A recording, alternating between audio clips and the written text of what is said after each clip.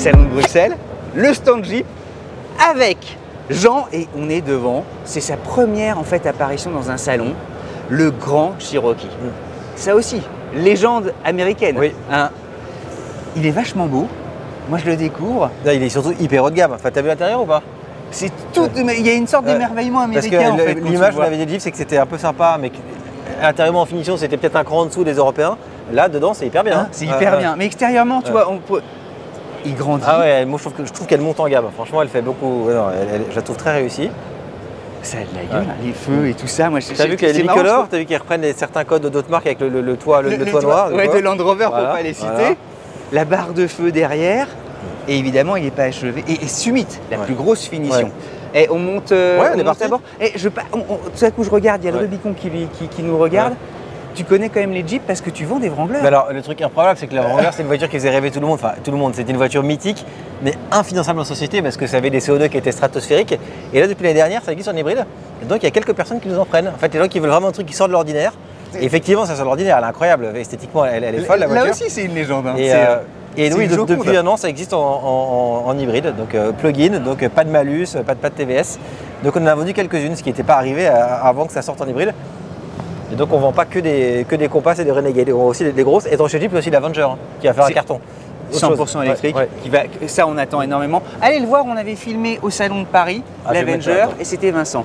Et alors on monte à bord, c'est du vrai bois, les contreportes, oh là là, Macintosh, les baffes. Non mais c'est très précieux. Tu sais, l'image de l'américaine très équipée mais un peu brouillonne, bah là non, pardon quoi. T'as du bois, enfin c'est vachement joli, c'est vachement raffiné. Juste, hein. Ouais. Tout est chouette, c'est chromé comme il faut. En plus, j'adore cette met dans l'ambiance, tu mets en mode rock, scène, mud, snow, tu te sens que tu peux. Non mais t'as envie d'être dans les grands parcs. Pour la fin du monde, c'est celle-là qu'il faut. Zion et tout ça. Et alors, le bel écran qui va bien. Depuis 1941, c'est quand même chouette d'avoir ça. Donc tu peux évidemment régler, tu as les equalizers, on va revenir sur le mode maison. Mais alors c'est du vrai bois. Hein.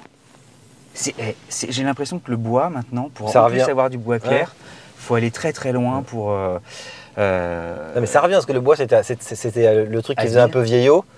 Et genre moi des clients disaient ah ben non moi j'ai pas l'âge pour avoir l'intérieur en bois. Et en fait ça revient vachement. Les Tesla elles ont toutes du bois, enfin beaucoup. Les bois clairs comme ça un peu mat. C'est Volvo qui avait relancé ça aussi sur les XC90, XC60, tu peux avoir des bois un peu comme ça qui étaient très chouette, assez jolis. Non, il y a de jolis écrans. Et alors là malheureusement on ne peut pas l'allumer parce que t'as vu les baffles, les baffles Macintosh. C'est marrant parce que c'est une typo gothique. On a l'impression que tu sais c'est un peu comme les barres au moment de la fête tu sais des morts là le L ce machin là au moment des citrouilles je sais plus comment ça Halloween. Ouais Halloween, c'est l'étrange Noël de Mr Jack ou un truc comme ça. Et non mais il se passe que alors elle est PHEV. 50 km d'autonomie. Donc pas de malus parce que ce qu'il faut savoir c'est que les PHEV qui ont moins de 50 km d'autonomie, moins de 51 km d'autonomie. Alors je crois qu'elle a 51. 51 c'est bon, du coup 51 tu échappes au malus au poids. Voilà, donc c'est quand même, parce que ça doit peser 2 tonnes 2 ou un truc comme ça, et tu es exonéré de TVS. Enfin, en gros, tu conserves tous les avantages fiscaux liés aux hybrides rechargeables. Ce qui n'était pas le cas du Ford Explorer, par exemple, qui était pour le coup beaucoup plus américain à l'ancienne, énorme voiture, très équipée, mais beaucoup moins raffinée que celle-là. Donc ouais, celle-là, je pense qu'elle est... puis plus de 300 chevaux.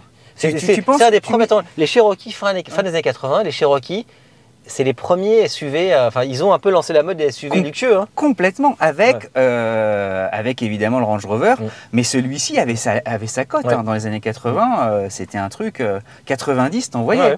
Il monopolisait quasiment avec le Range le marché des SUV. C'était avant la fiscalité sur le CO2. Avant même que ça s'appelle SUV d'ailleurs, ça s'appelait 4x4 de luxe. Merci beaucoup, on va retrouver Monsieur Jeep. On disait que c'était un monument. C'est la 5e génération de Grand Cherokee. C'est déjà la 5e. Et qu'avec, on a le droit de parler aussi un peu de concurrence et tout ça, mais avec évidemment le Range, avait donné naissance en fait à cette incroyable famille de SUV qui a envahi le monde entier. Complètement. Et en fait, pour moi, c'est un super souvenir Jeep, au-delà du fait que je m'en occupe aujourd'hui, c'est que ma première voiture, C'était un Cherokee Limited vendu par Renault 4 litres. C'était celle qu'avait mon père et qui m'a filé quand j'ai eu 18 ans. Les lettres étaient dorées, c'est ça? Exactement, avec les jantes en rayon doré. Ça faisait rêver. Et c'était le début de l'esprit des États-Unis. Fin 80, début 90, c'est ça? Ouais, déjà 90 ou 91, ça devait être. Ouais. Hein, c'était ça? Exactement. Mais c'est drôle alors maintenant. Et donc ça, c'est ça. Maintenant, ça a grandi, ça a grossi et c'est devenu Grande Cherokee après. Mais c'est vrai que quand on a grandi dans ces voitures-là des années 90, on voit une évolution incroyable. Avec Jean, on disait que heureusement qu'elle est PHEV. Tu vois, c'est un peu plus de 50 km Ouais, d'autonomie. un peu plus de 50 km d'autonomie. Ça va forcément l'aider sur le marché européen. Oui. Ça va l'aider sur le marché européen, mais ce qui est extrêmement surprenant également, c'est que c'est un vrai carton aux États-Unis et au Canada. Et qu'ils ont lancé forcément un petit peu avant nous. Nous, on va lancer cette année. Et aujourd'hui, les Américains sont friands de l'électrification, même sur Jeep et même aux États-Unis. Les ambitions, tu vois, aussi bien motorisées, tu peux aller chercher justement des concurrents comme le X5, comme... Oui. Tu vois, les premiers, on a essayé de faire découvrir la voiture en avant-première à certains clients, parce qu'on a quand même une communauté de Jeepers, comme on dit. Oui. C'est incroyable. Qui sont quasiment tatoués. C'est clair. Qui arrivent avec leur voiture, c'était leur V8, c'était leur SRT, etc. Bon, ils sont obligés de passer dans un nouveau monde automobile. Hein, et donc c'est les premières personnes à qui on s'est adressé.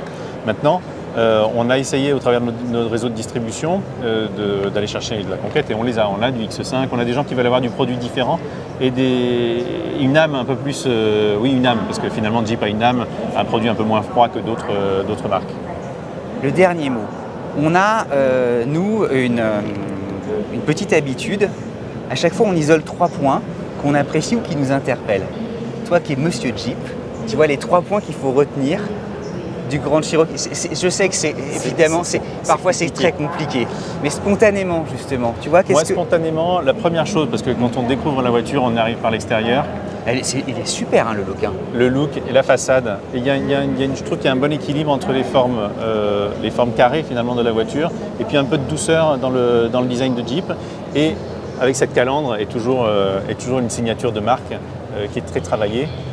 Et qui va à l'inverse de ce qu'on avait l'habitude historiquement d'avoir, parce que la calandre elle est un peu en concave en fait. Et donc c'est plutôt un design, je trouve, une subtilité dans le design qui est plutôt sympa. Qui est forte. Après, moi j'étais très vite séduit par l'intérieur. Nous aussi. Voilà. Tu veux qu'on remonte, tu veux montrer un truc? On peut y aller. Alors. Et le vrai bois c'est génial. Hein.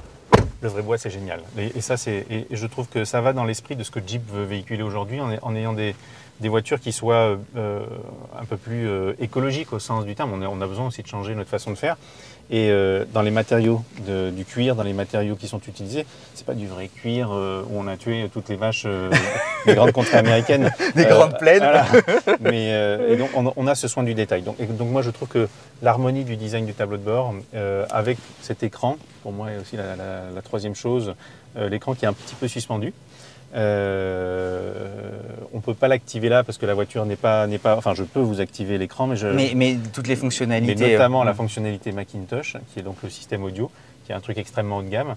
Et on a l'impression d'être avec les amplis des années 80, avec les aiguilles sur l'écran. Et d'avoir une chaîne IFI qui est démente. Un truc vraiment sympa, mais ça c'est pour le passager quand on fait des longs trajets, c'est l'apparition de l'écran qui est face à toi. Et cet écran-là, vidéo YouTube, streaming, Canal+, si vous avez l'abonnement, enfin, on peut tout transférer sur cet écran. Et rareté sur le marché. Hein. Rareté aujourd'hui sur le marché, oui. À ce niveau de produit et de gamme, rareté, tout à fait. Merci beaucoup. Écoute, on avec a passé plaisir. un très bon moment. À vous tous, vous pouvez rester avec nous. Il y a plein de nouveautés, toutes les nouveautés du Salon de Bruxelles. Voilà, c'est pour ça qu'on fait très court. C'est pour que vous puissiez ouvrir la boîte de chocolat et en manger plusieurs. Pas en garder qu'un seul. Merci beaucoup, Patrick. C'est gentil.